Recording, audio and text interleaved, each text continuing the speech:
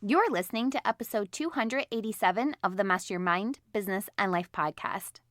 Have you ever thought about the word excellence and what it really means? Are you living a life full of excellence? I'll be honest, it's not something I had really consciously thought about until speaking with this week's guest.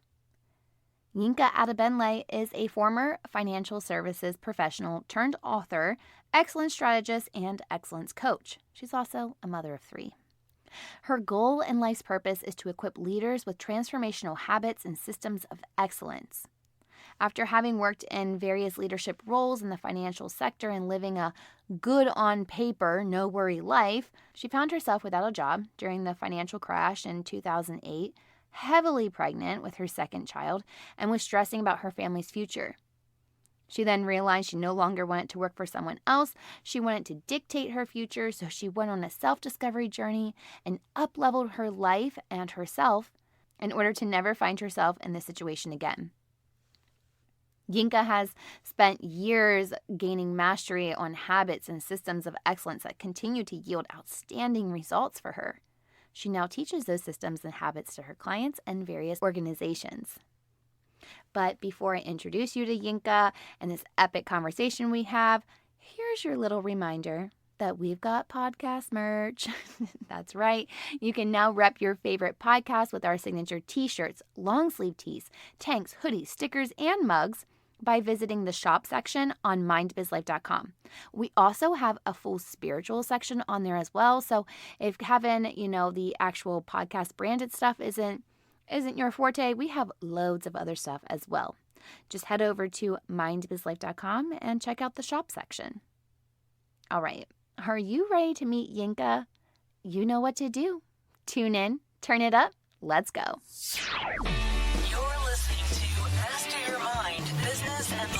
Conversations with everyday world shifters, truth seekers, and rule breakers. Here's your host, Lauren Smith.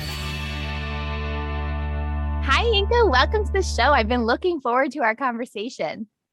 Hi, Lauren. It's great to be here. It's a real honor. Thanks for having me on your show. Absolutely. I have a bundle of questions to unleash.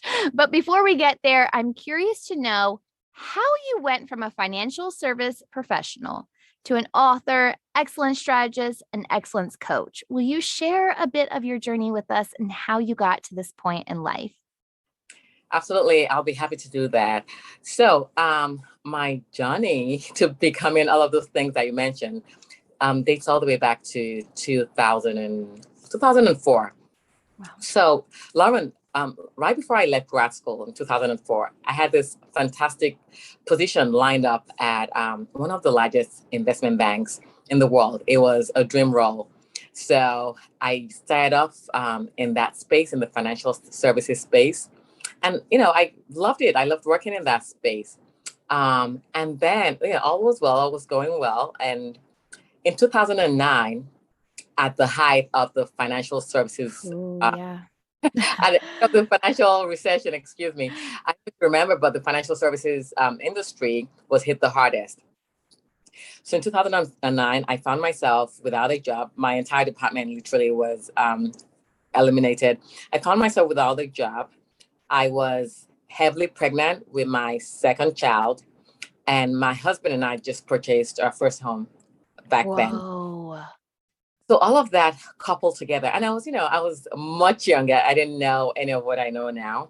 So all of that coupled together, it brought on a deep sense of anxiety and just a deep sense of hopelessness. I couldn't see any way out of that hole. I didn't see any light at the end of the tunnel.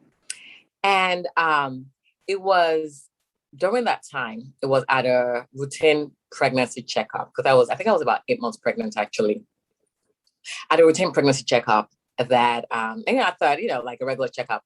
But after checking the vitals and everything, my doctor, the OBGYN, pulled me into his office and he sat me down. And I thought, that's strange. We do what we have to do. And then, I'm on my way.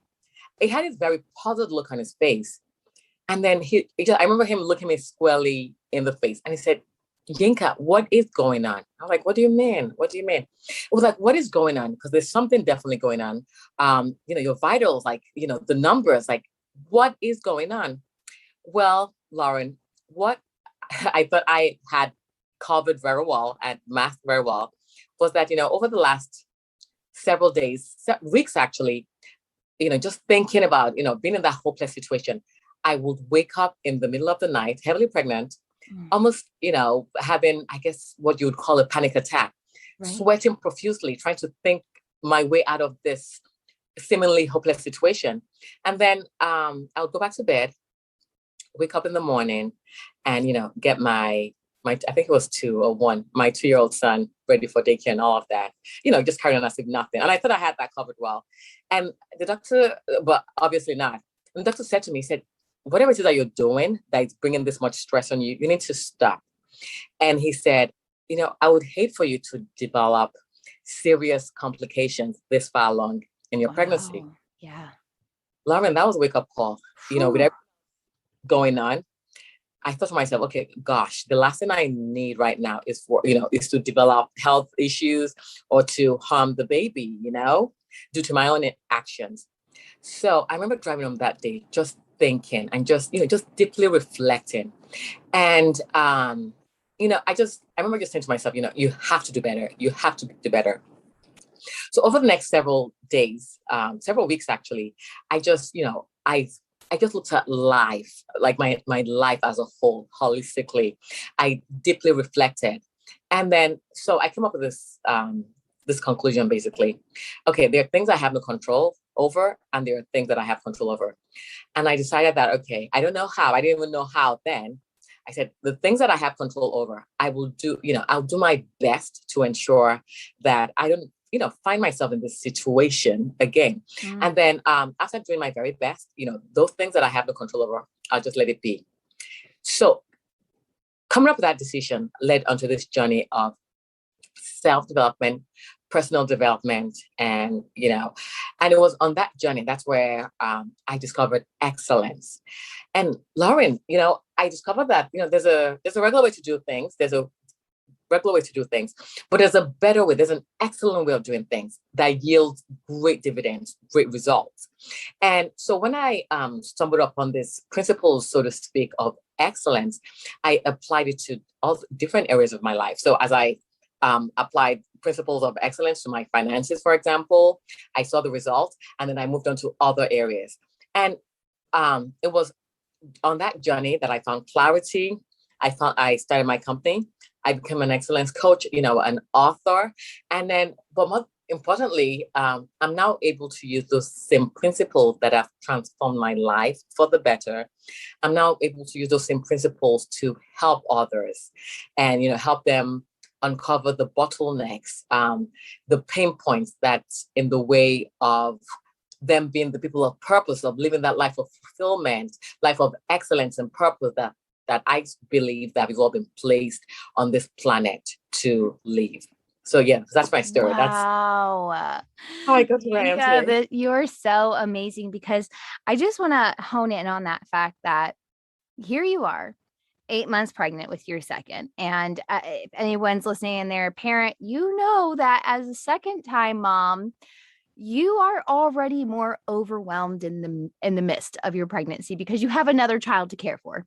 So like your needs are already stretched thin, and then to lose your job, have a new home with a mortgage, to be so deep rooted in that hopelessness feeling. How have you reflected back on that day and that kind of had that aha moment of, wow, in the midst of my hopelessness, it was almost the universe kind of pivoting my entire life. Like your entire life changed in that 8-month of pregnancy.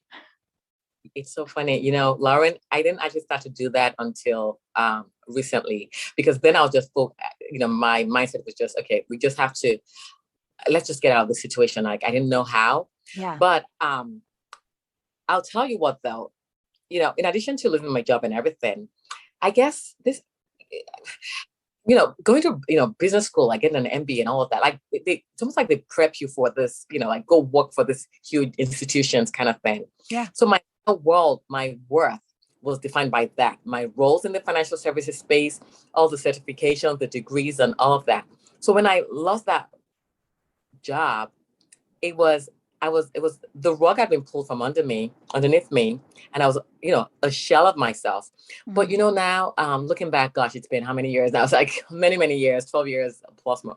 Looking back, in retrospect, I'm so thankful that happened, because now, I know what it means to live a life of purpose, because otherwise I'd have, and I don't think, well, there's nothing like we all have different callings, different purposes, but I would have continued in that rat race. I would have, probably wouldn't even know any better, basically. Yeah. So yes, looking back now, I can very, very gladly say that yes, I am glad that happened. That episode changed the trajectory of my life forever and for the better. Oh, wow. And it's so powerful to just be able to have that moment of reflection and say, that one choice, because you could have gotten stuck in that. You could have gone to look for another financial position, right? Like you could have just continued that, but you chose to pivot and you chose to choose growth and development of self. And I'm curious to know what really led you to excellence. Like maybe we should start here. What is excellence at its core? Right. At its very core, excellence really is just being the best version of yourself. Mm. Being the best version of yourself. And I think I kind of see this now, that, with what I do, it's almost like, if you're not intentional about life, by default, we just want to do the barest minimum.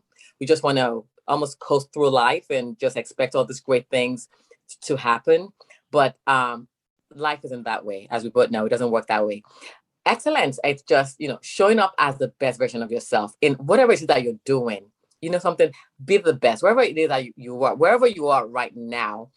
Even if it's not your ultimate, something, just be the best where you are right now. So it's just that having that mindset of, okay, going that extra mile, for example. Okay, when I get up today, I'm just going to, I'll do the best with what I have at my disposal. That's excellence at its core. Mm. So when it comes to creating a life that we are our best selves, we are living in excellence, how do we develop the habits of excellence in our everyday life? So that's a great question.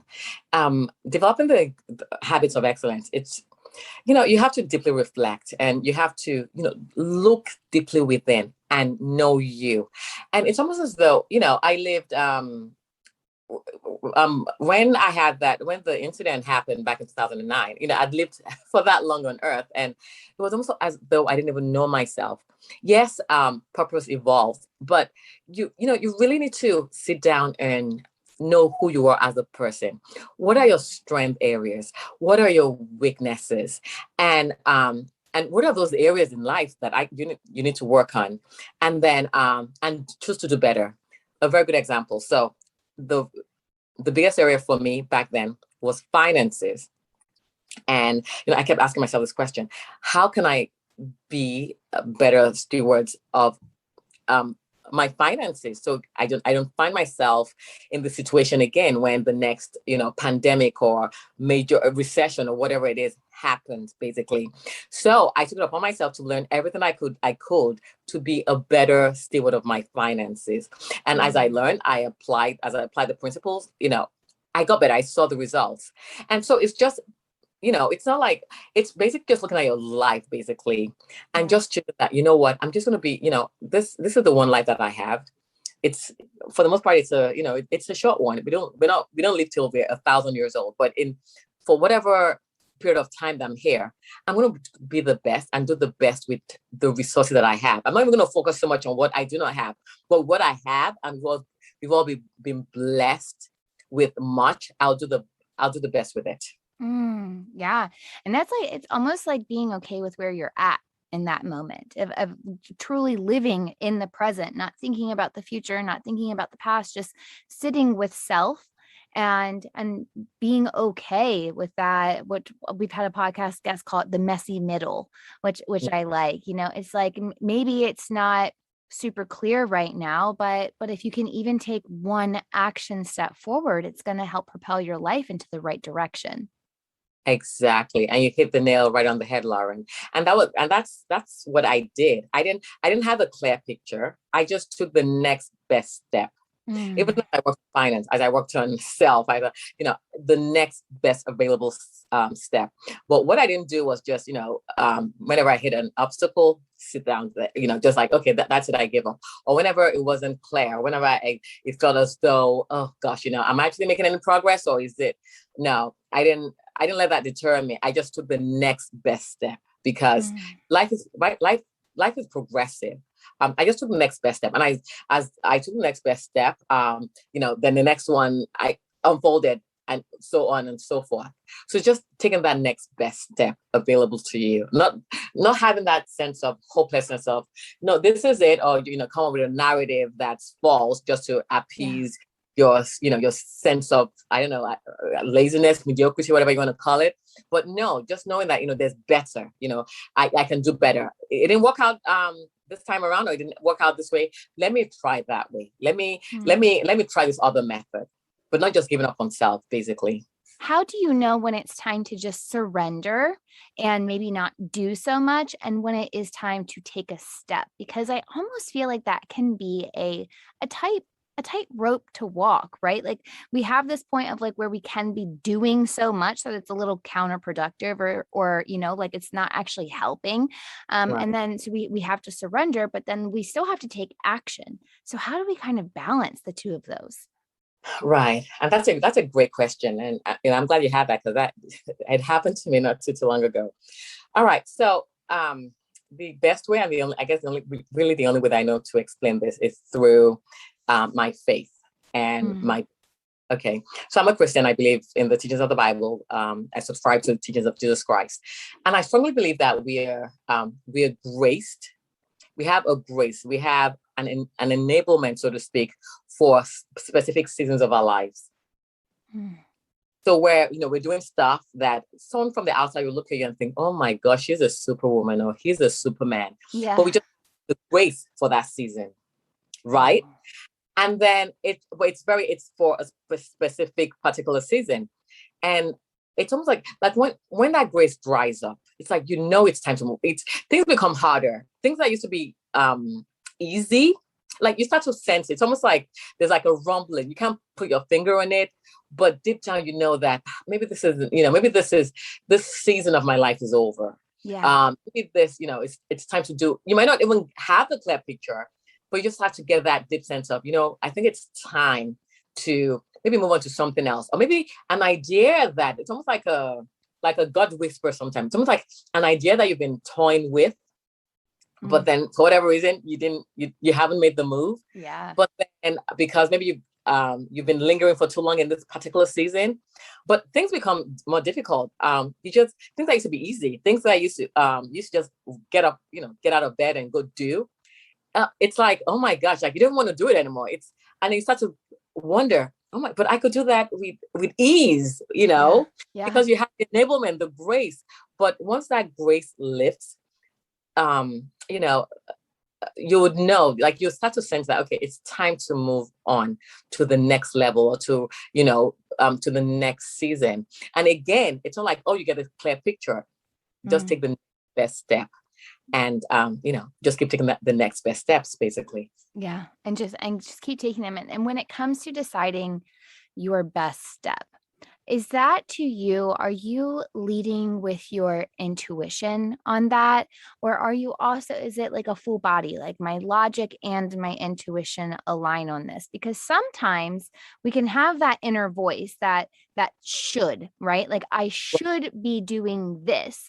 And that may be counterintuitive to us, right? Like I should be taking this step, but that doesn't feel right to me. So when we're talking about the next steps towards excellence, is this like a full mind body experience? Like your mind and your body have to be on the same page? um oh no, I do my research, like I do. I'm a very logical person too, Yeah. very analytical as well. So yes, you get that, you have the intuition component.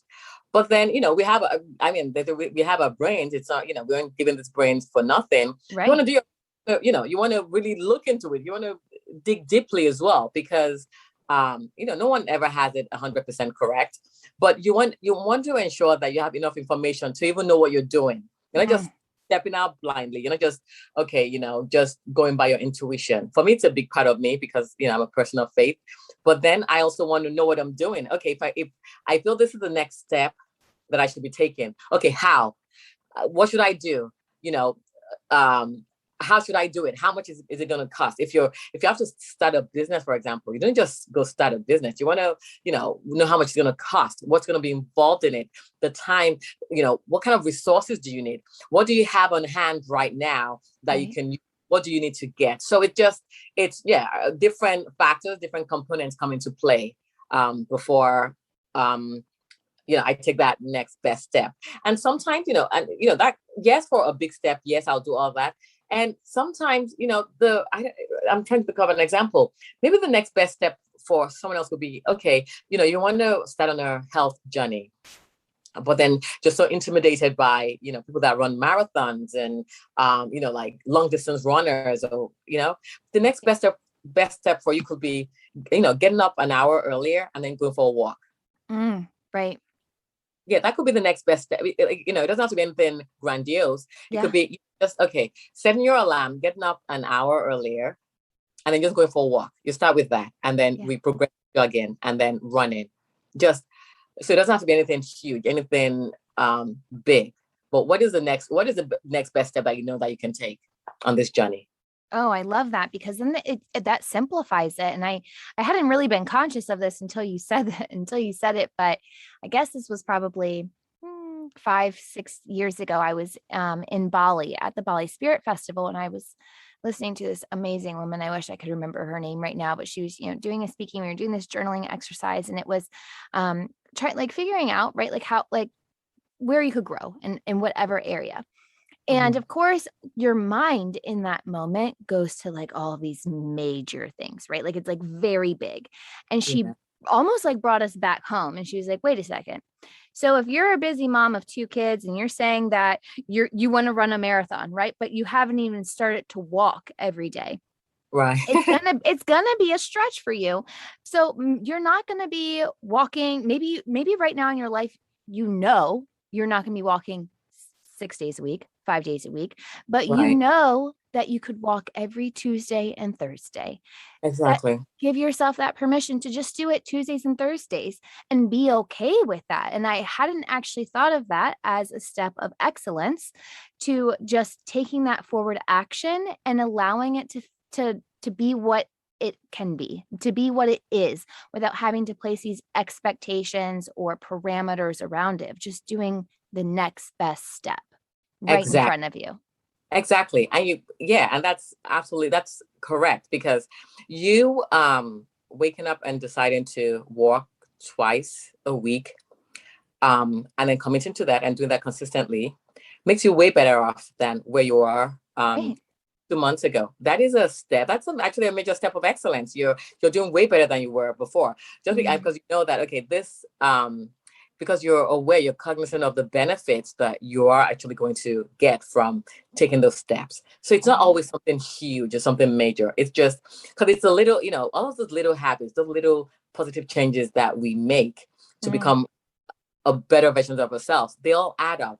They add up. It's one giant step. No, it's the little steps that we, the little tweaks, the little changes that we make in this area and that area. All of those add up to make us people of excellence. And I'm starting to see excellence manifest in different areas of our lives. Yeah. And as moms, like, we don't have babies expecting our babies to come out already running.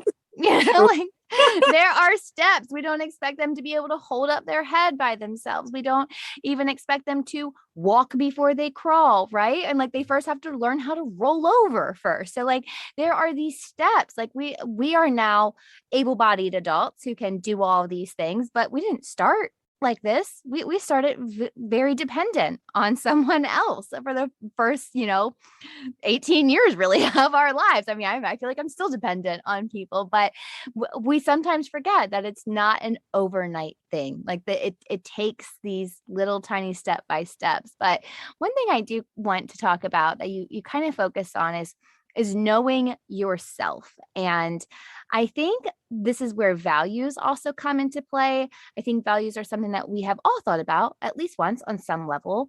But what are the core values that really determine who you are? That's a great question, Lauren. That's a great question.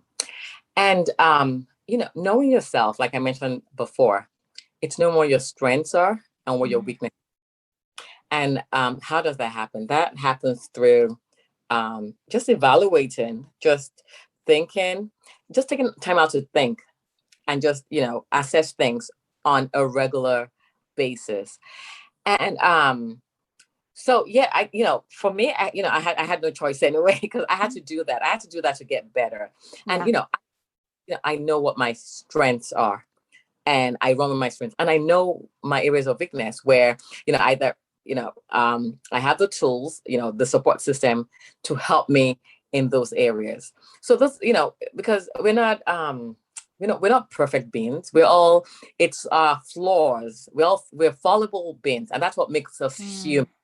But just knowing, not being in denial, just knowing, being humble enough to identify those core values, so to speak. Yeah. Helps us to be who we are. Yeah. Your question? Yeah, absolutely. Do you use tools like journaling to help you get clear on this? Like for you writing it out, or for any of your clients is journaling, or what other tools help you to kind of bring this to your conscious mind? Because a lot of times we're operating on these subconscious patterns and routines, right, that we know, right? Like we do know, but if it's not brought to our conscious mind, then you're having that aha moment.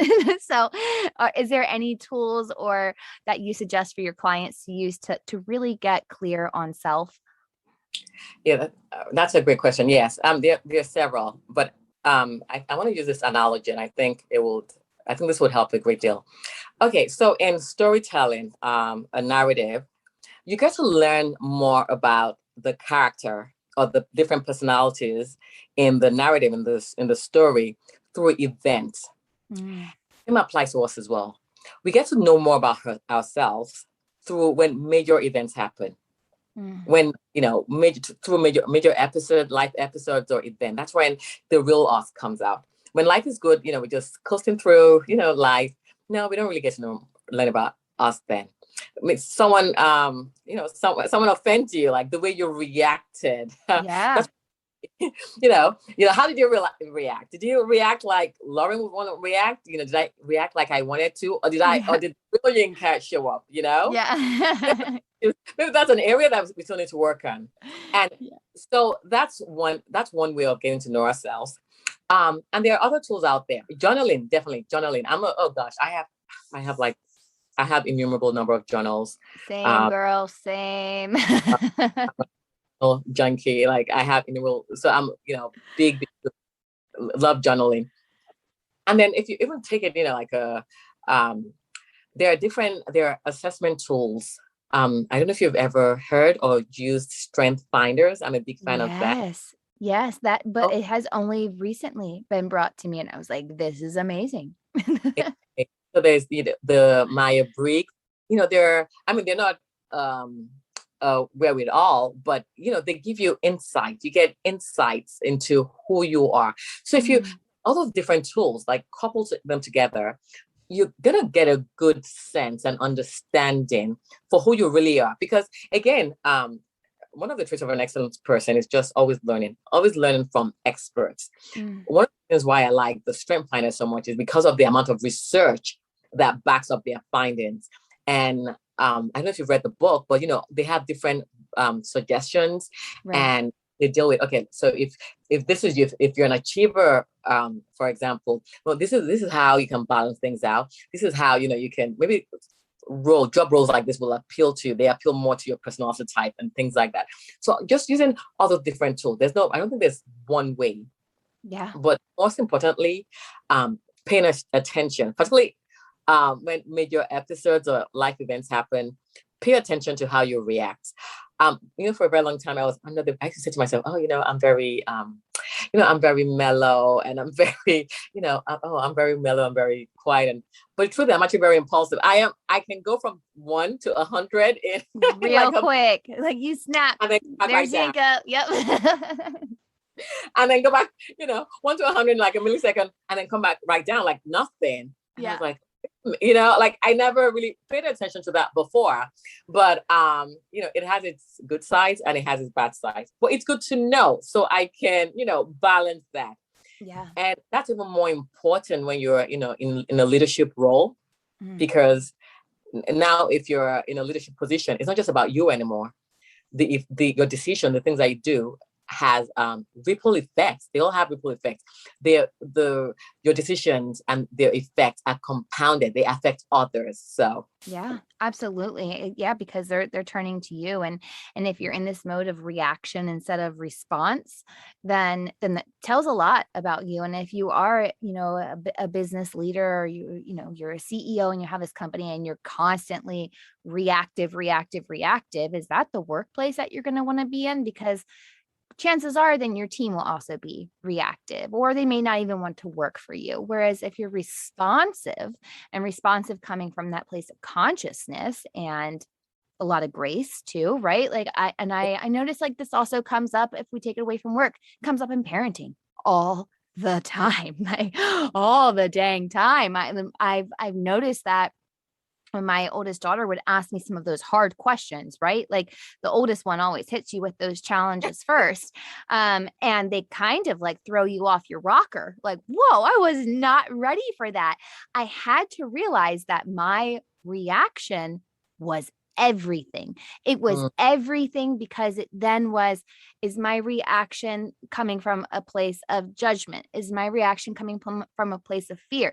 Either way, if it's a more of a low vibrational reaction versus response, my daughter may not trust me later. She may not feel safe coming to me later. She may not ask me. She might ask Google. And we all know we don't want them asking Google because you can't unsee things. So I had to get real with myself and say, okay, how can I change? So I'm not reactive in that moment, but I'm responsive. And the best thing that I could find for myself, and this has worked for me, is to say, I'm going to answer your question, but I need some time to think about the best way to answer it.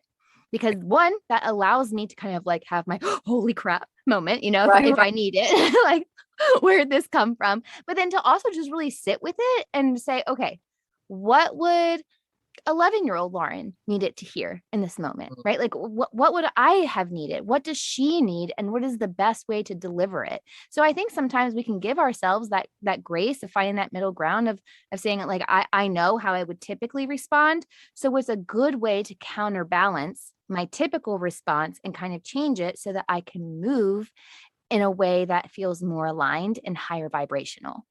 Yes, that's great. That's excellent, Lauren. Well, as we're on this topic of parenting, we have a lot of parents who tune into the podcast, and I know you're a mama yourself. So how can we really help our children develop habits and excellence so that when they're 30 or 40 something year olds, they already have these tools of life mastery?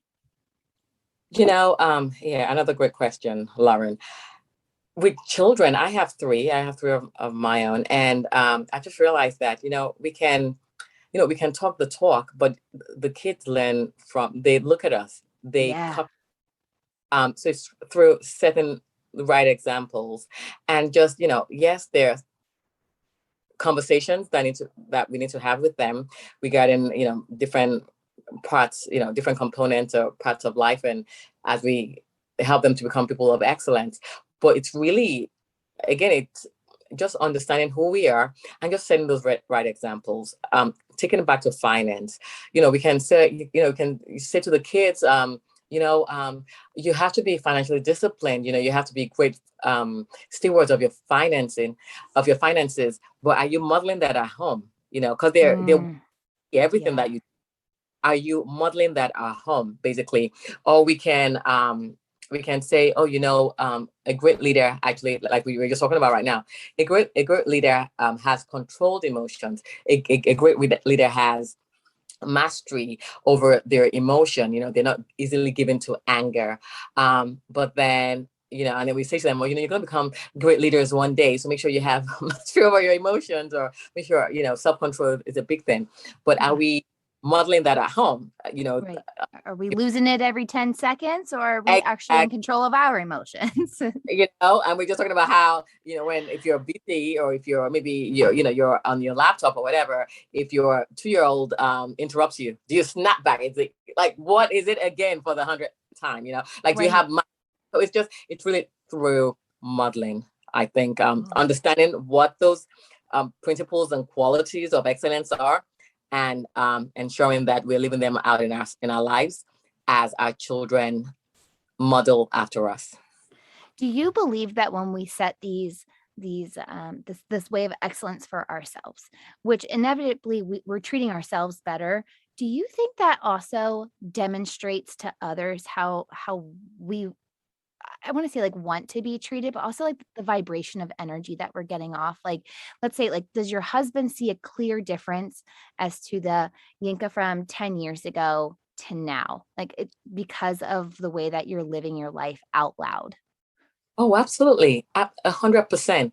Because at the end of the day, we are the ones that teach, knowingly or unknowingly, we are the ones that are teaching others how to treat us. We teach others how to treat us in the way we carry ourselves, the way we talk, the way in our responses.